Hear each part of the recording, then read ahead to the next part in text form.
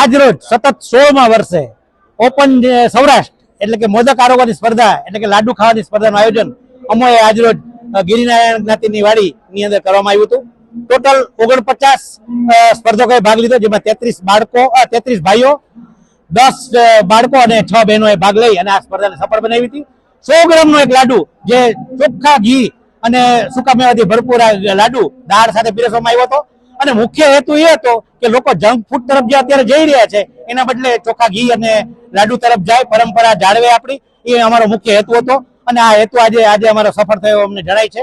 હા, પુરુષોમાં જોઈએ તો ખાસ કરીને કાનજીભાઈ મકવાણા જે જામનગર થી હતા અને 12 લાડુ ખાઈ અને એનો પહેલો નંબર આવ્યો. બહેનોમાં પદ્મિનીબેન ગજેરા કે જે સતત આજે ચોથી વાર 9 લાડુ ખાઈ અને બહેનોમાં નંબર લઈ આવ્યા છે. અને બાળકોમાં ખાસ જોઈએ તો આરુષ ઠાકર જેને 5 લાડુ ખાઈ જામનગરનો જ છે અને 11 વર્ષનો, એને આ પહેલો નંબર આવી અને આ સ્પર્ધાને સફળ બનાવી છે.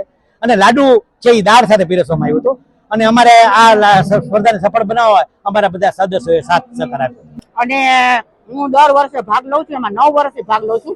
આ 9મા વર્ષથી મારો પહેલો નંબર આવે છે અહીંયા. અને અમે લગભગ 50-60 વ્યક્તિ હોય છે સ્પર્ધામાં ભાગ લેવા માટે. અને મને બહુ જ અહીંયા આનંદ આવે છે. આજે 9 લાડુ ખાધા મેં. અને દરરોજ મને લાડુ મીઠાઈ ખાવાની આદત છે. 50 તક ઉપર હતા. એમાં લેડીઝમાં મારો પહેલો નંબર આવ્યો.